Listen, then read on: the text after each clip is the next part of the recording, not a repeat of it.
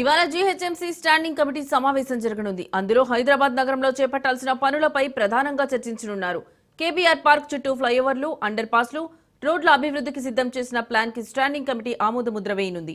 అలాగే KBR park project అంచనా వ్యయాన్ని పెంచే అంశంపై కూడా స్టాండింగ్ కమిటీ ఆమోదం తెలిపే అవకాశం ఉంది.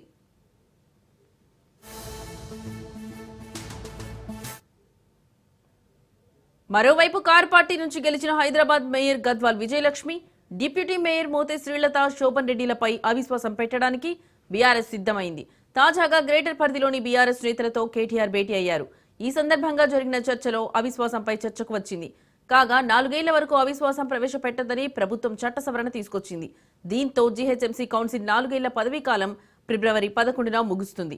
ఆ తర్వాత తీర్మానం చేసేందుకు బీఆర్ఎస్ ఫోకస్ చేసింది. అయితే జీహెచ్ఎంసీలోని 196 సభ్యులలో 50% మద్దతు కావాలి. ఈ తీర్మానానికి 98 మంది సభ్యులు సంతకాలు చేయాల్సి ఉంటుంది. ఆ తర్వాత ఈ తీర్మానాన్ని హైదరాబాద్ కలెక్టర్కి ఇచ్చి ప్రత్యేక భేటీ ఏర్పాటు చేసి ఆమోదించాల్సి ఉంటుంది.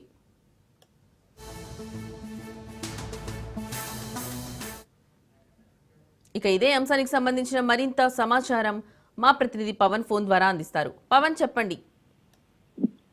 ఇవాళ జిహెచ్ఎంసీ స్టాండింగ్ కమిటీ సమావేశం కూడా జరగనుంది. అయితే ఈ నేపథ్యంలో చూస్తే మాత్రము ఆ మేయర్, డిప్యూటీ మేయర్ పైన అవిశ్వాస తీర్మానం కూడా పెట్టనుంది బీఆర్ఎస్. అయితే mayor Gadwala Vijayalakshmi, deputy mayor Srilatha, Shobhan రెడ్డిలపై అవిశ్వాసం తీర్మానం పెట్టాలని చెప్పి కూడా బీఆర్ఎస్ నిర్ణయించింది. ఈ యొక్క సమావేశంలో చూస్తే మాత్రం జిహెచ్ఎంసీలో మొత్తం 196 సభ్యులు ఉంటారు. ఇందులో 50% మాత్రము మద్దతు కంపల్సరీగా అవసరము. ఇందులో తీర్మానానికి 98 మంది సభ్యుల సంతకాలు కూడా తప్పనిసరిగా దీనికి సంబంధించి కూడా అవిశ్వాస తీర్మానానికి అవసరం ఉంటుంది. అంతేకాకుండా ఈ తీర్మానాన్ని హైదరాబాద్ కలెక్టర్ కు ప్రత్యేక కమిటీ భేటీ ఏర్పాటు చేయాలని చెప్పి కూడా ఆమోదించాలని చెప్పి కూడా హైదరాబాద్ లోని ఒక నగరంలో చేపట్టాల్సిన పనులపైన కూడా చర్చ జరపాలి.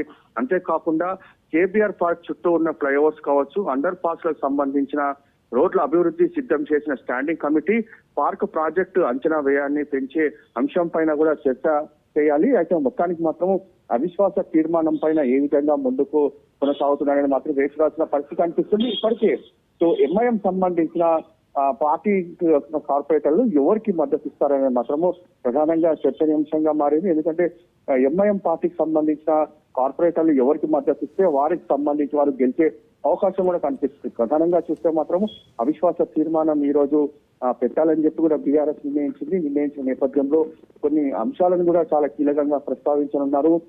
బీఆర్ఎస్ పార్టీ చేసిన అభివృద్ధి పనులన్నీ కూడా కాంగ్రెస్ పార్టీ అడ్డుకుంటుంది అనేది మాత్రం ప్రధానంగా ఇందులో స్టాండింగ్ కమిటీలో కూడా చర్చ జరుగుతుంది. మరోవైపు కేబీఆర్ పార్క్ చుట్టూ ఉన్న ఫ్లైఓవర్స్ కావచ్చు, అండర్ పాస్ సంబంధించిన రోడ్ల అభివృద్ధికి సంబంధించి దానిపైన కూడా చర్చ జరగాలి. ఏ విధంగా ప్రాజెక్టులు కొనసాగుతాయి, దానికి సంబంధించిన ప్రతి అంశం కూడా ప్రజలకు తెలియజేసే విధంగా ఉండాలని చెప్పి కూడా బీఆర్ఎస్ సంబంధించిన నేతలు కూడా ఇందులో ప్రస్తావించే అవకాశం కూడా కనిపిస్తుంది. Right Pavan, thank you.